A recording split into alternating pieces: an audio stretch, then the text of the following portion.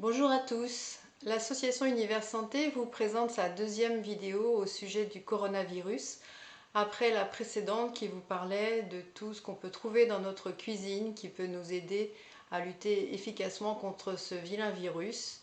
Aujourd'hui, on va vous parler du confinement qui peut être un problème pour certains d'entre vous. Alors le confinement, c'est vraiment l'arme de l'urgence à respecter scrupuleusement pour sauver des vies, donc c'est pas rien.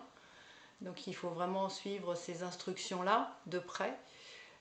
Aujourd'hui, donc, on vous parle de ce confinement parce que certains en souffrent plus que d'autres et parce qu'il nous contraint en fait à l'intériorité alors que la société nous pousse toujours à l'extériorité. Donc pourquoi je vous parle d'intériorité, c'est que quand on est obligé de rester chez soi, en fait on se trouve face à soi-même et donc on n'est plus diverti par nos occupations, par les relations qu'on peut avoir. Mais par contre, il y a des avantages à tout ça, c'est que quand on est en rupture avec notre mode de vie habituel, eh bien, il y a beaucoup de choses essentielles qui apparaissent pour la plupart. Enfin, la plupart d'entre elles sont essentielles, c'est ce que je voulais vous dire. Comme pour certains, de ralentir le mode de vie effréné qu'ils peuvent avoir, et ça, c'est beaucoup de gens qui vivent ça. Donc ça doit être un certain repos et soulagement de vivre les choses de cette manière-là. Alors pour certains, c'est donc une joie, un soulagement, mais pour d'autres, ce sont des peurs, des mal-être, et d'être seul, et puis sans activité aussi, surtout.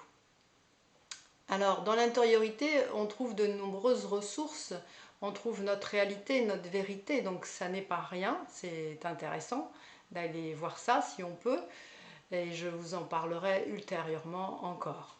Alors je vous parle à tous ceux qui ont des problèmes avec l'intériorité, mais c'est aussi pour les autres, hein. Donc c'est un petit exercice que je vais vous proposer aujourd'hui, un exercice d'ordre émotionnel, mais qui est assez simple, même s'il est inhabituel.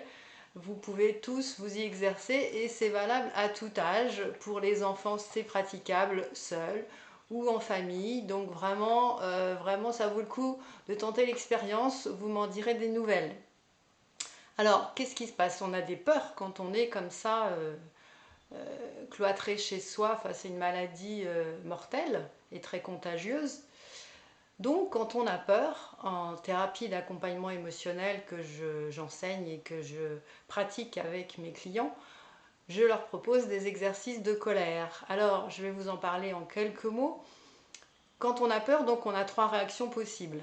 Soit on est tétanisé, on est vraiment très très peur et on ne peut plus bouger.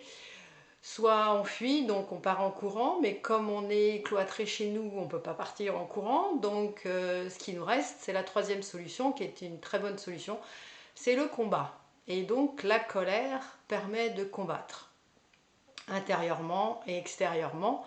Mais cette intériorité a beaucoup d'importance sur notre santé, donc c'est pour ça que je vous parle de tout ça.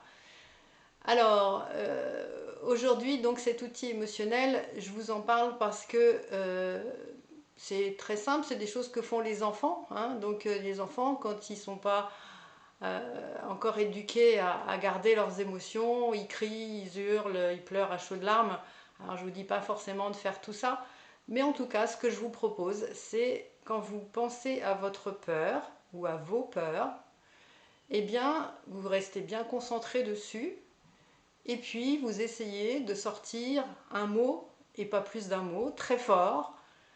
Vous pouvez le crier même, si ça peut vous faire du bien, ça en fera certainement encore plus. Comme je disais, ça peut être tout seul ou ça peut être à plusieurs, ça peut être rigolo à faire comme exercice ensemble. Et donc ça peut être un mot comme non, comme merde, un gros mot, mais en tout cas, pas plus d'un mot. Et avec de la colère, c'est ce qui donne le sentiment de combattre et de se défendre. Donc vraiment, n'hésitez pas à vous exercer le plus souvent possible. Sachez aussi que ceux qui ont du mal à dormir, eh bien c'est un exercice qu'on peut faire avant d'aller se coucher et on dort beaucoup mieux. Évidemment, il faut pouvoir le refaire peut-être des fois plusieurs fois puisqu'on n'a pas l'habitude de faire ça. Et qu'en une fois, on peut ne pas être soulagé et qu'en une fois, on n'ose peut-être pas le faire assez fort. Donc faites-le autant de fois que vous sentez que vous avez besoin et aussi fort que vous pouvez le faire, ça sera l'idéal. Voilà. Donc c'était le petit exercice du jour pour combattre les peurs. et le peur d'être seul, sans activité, sans relation, mais peur de la maladie. Donc il y a beaucoup de peurs qui sont concernées et que je vous invite à aller découvrir et ne pas fuir, puisque c'est la meilleure façon de s'en débarrasser, parce que quand on fuit ces peurs, elles reviennent très très vite et des fois plus fortes. Donc voilà, je vous souhaite de bons exercices, je vous souhaite une très bonne santé, prenez bien soin de vous et puis je vous dis à très bientôt pour une prochaine vidéo très certainement.